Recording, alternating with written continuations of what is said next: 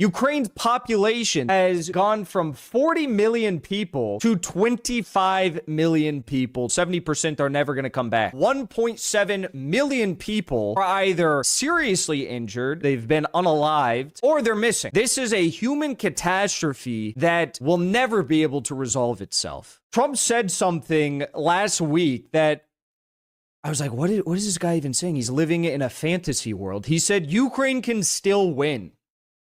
Ukraine can still win. We're almost at February of 2026, and the president of the United States, the guy that campaigned on saying, like, you know, we need to end this conflict and we need to cut off aid. He didn't explicitly say that, but implicitly, and a lot of his people said that to Ukraine.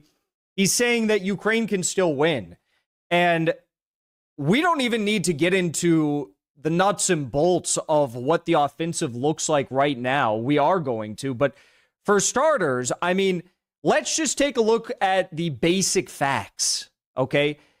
For Ukraine, you've probably got about 1.7 million people who are either seriously injured, KIA, you know, they've been unalived, or they're missing. Maybe they fled the country, maybe they didn't have the chance to do that on the battlefield. Well over 1 million people. Okay, how is that winning? That is not winning in any way, shape, or form. Okay? As for the Donbass, they've lost, according to Trump this week, he said 78% of the Donbass is controlled by Russia.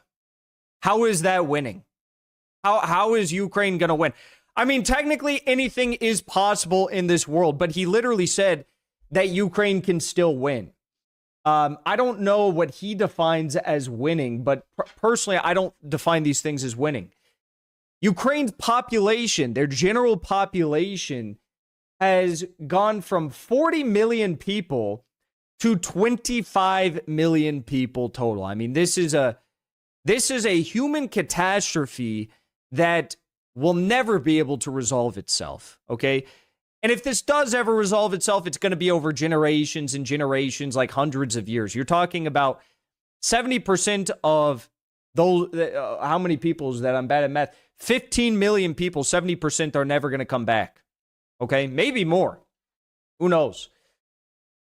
As for the state of the battlefield, that's not going really well either, but first, I want to show you what Trump said today, because he kind of clarified something, and I found this clip to be, you know, this classic Trump fashion, what he had to say here. Take a listen to this.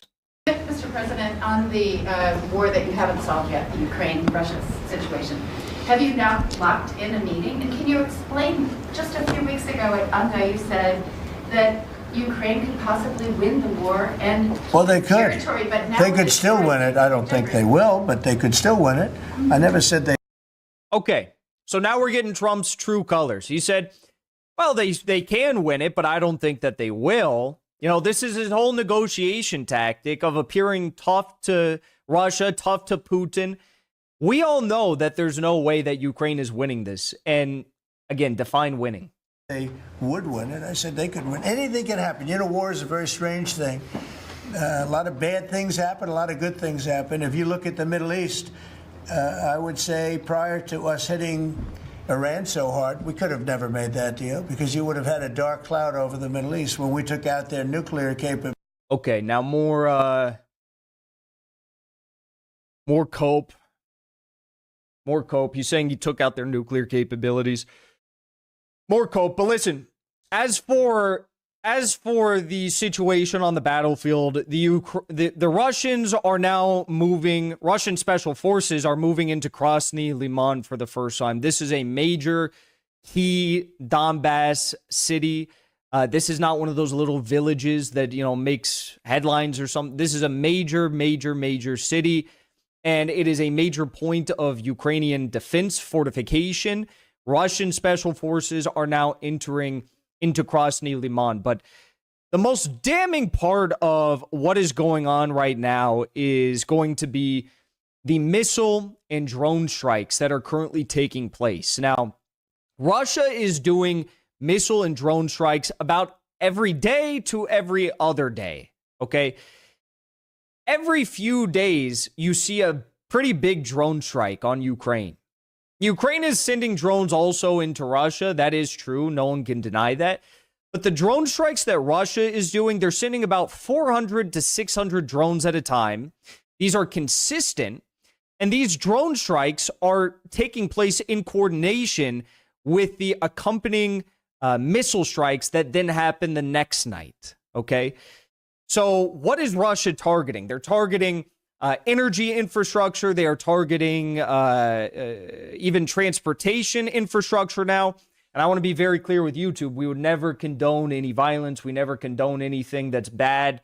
We are good people. We're not evil people. But this is what's going on right now. I don't know if you guys caught the news, but Ukraine is now facing massive energy blackouts, and it's starting to get cold here. Okay, it's starting to get cold here in this part of the world. Kiev is getting very cold. So you have major cities all across Ukraine that are now suffering from energy blackouts. And the odd part about this story is Ukraine is trying to pass this off as it being a result of some unprecedented, massive strike by Russia on their capital or on their energy infrastructure. But the truth is, these energy blackouts are a result of continued strikes on the energy infrastructure over months and months and months, okay? Continued drone strikes over months and months and months.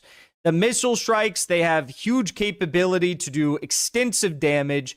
And then the drone strikes go in and they hit, they try to hit what is being rebuilt. They are more technical and they're easier to target. So this is what's been going on. There really has not been any massive, unprecedented strike on Ukraine that would result in their entire nation's energy infrastructure crumbling before our very eyes. This is the result of months and months and months of targeting, okay? Now, given that this is happening right before winter, Ukraine is freaking out, appropriately so, because they refuse to negotiate a peace. So what does Ukraine do? They go out in the media, they go out in the press. Zelensky goes out and he says, this is all happening because Russia's striking us and we don't have any air defense capabilities coming in from the West like we used to when Biden was in charge. Okay. Well, they're not going to be getting any air defense. If they do, it's going to be minimal. They're not getting any air defense, okay? Russia has multiplied their missile production by a factor of 6 times. On the other hand, you have the West that is saying, money's run dry. We're not going to be sending you any more air defense systems. So Ukraine is in a really bad position. Now, I personally don't believe that these air defense systems were doing a whole lot for Ukraine, even when they did have them. But now Ukraine can go out, Zelensky can go out, and he can say things like, well, we need them because of the situation. It's so bad. Even this week, for the first time, there was a missile strike, 24 missiles on Ukraine, and Ukraine finally came out for the first time and they admitted that all 24 missiles hit, which is pretty unusual because when they had the American air defense systems, when they had the British air defense systems, when they had German systems, they would always come out and they say, we knocked 90% of the Russian missiles out of the sky. Now they're saying all 24 of 24 missiles hit. Okay. So this is a really critical moment right before winter. Russia is also targeting the transportation now. So rail lines, things of this nature. And the Russian, we don't really know what's going on, but a lot of people believe that Russia has been fine-tuning the systems that are responsible, the programs and the planning and the teams that are responsible for launching these drone strikes, because the drone strikes are the most damning part, okay?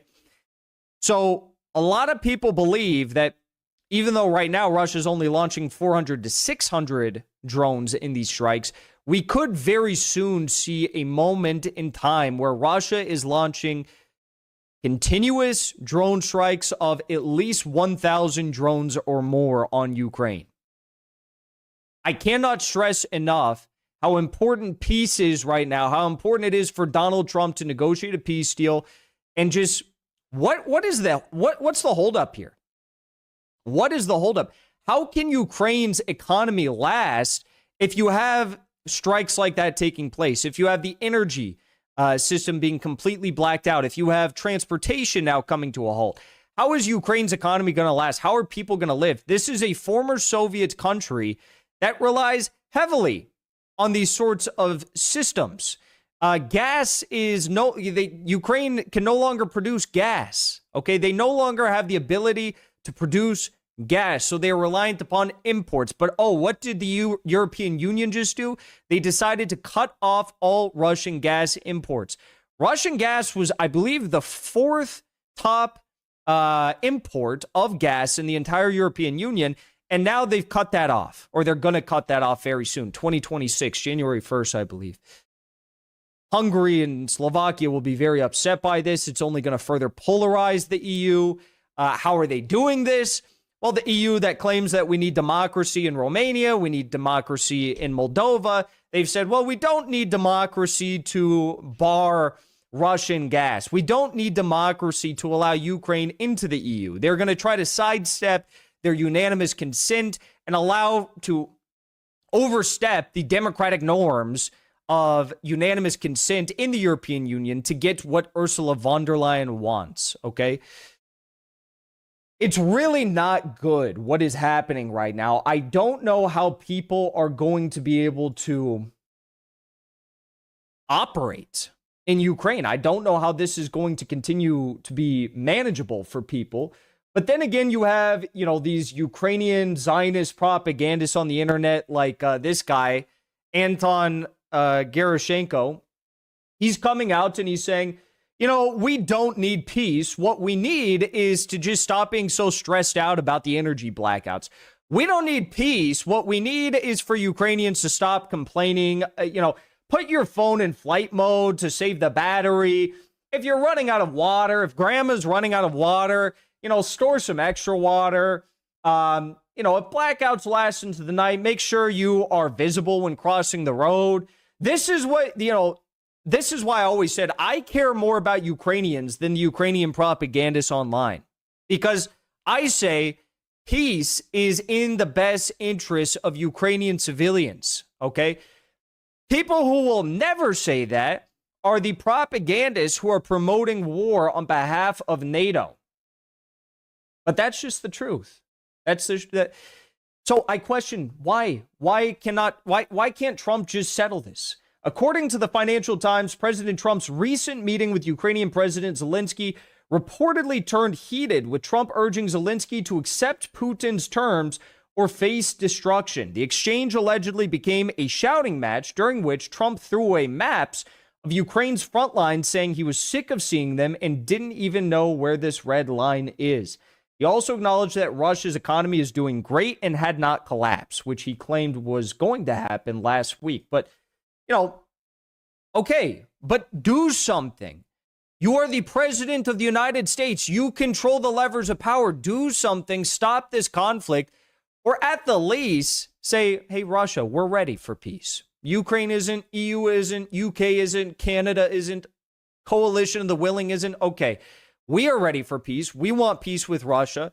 Let's build the... Who thought that Lyndon LaRouche was going to be the savior of the Ukraine-Russia war in 2025 with his world land bridge? It was the craziest thing I've ever seen. Kirill Dmitriev posting like Lyndon LaRouche mock-up plans of a world land bridge. It was hilarious. But listen, I mean, this is... Okay, we get these articles from Financial Times saying Trump is angry, but if you're angry, settle a peace. It's very simple. I don't understand what is so difficult about this. Anyone in this YouTube live chat right now, anyone watching this video who agrees with the sympathies that we are putting forward here could settle this conflict. But apparently this is an impossible task for Donald Trump, okay? Why are we even inviting Zelensky to the White House anymore? Can anyone answer that? Why are we inviting this guy to the White House? Still refuses to wear a suit, still refuses to show any respect, still begging for our taxpayer dollars. Why are we inviting him? Refuses peace, but we invite him into the White House. Then you have Zelensky, who goes out and lies about what President Trump says. Zelensky goes out and he says, President Trump is saying that we have to forfeit all of the Donbass. He's not saying that. He's not saying that at all. What he's saying is that a part of the Donbass, which is no longer under your control, you will have to cede. That's what Donald Trump is saying, the 78%.